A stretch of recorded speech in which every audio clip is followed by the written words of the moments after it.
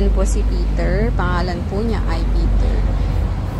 Naging officially pilay na po siya after niya pong maipit ng sasakyan.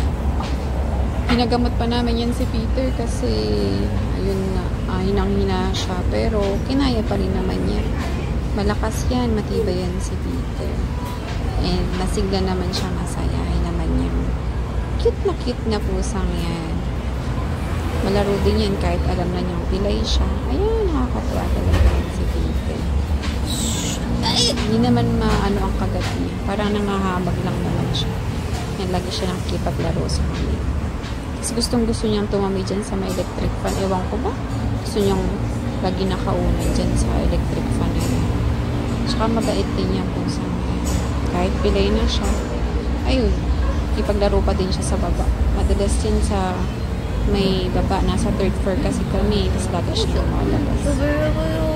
Lagi siya umakit dito para uminom lang ng tubig, para umihi, para tumambay. Tapos pagkatapos nun, balik na siya sa baba para malabas. Diba, Peter? Hello, Peter.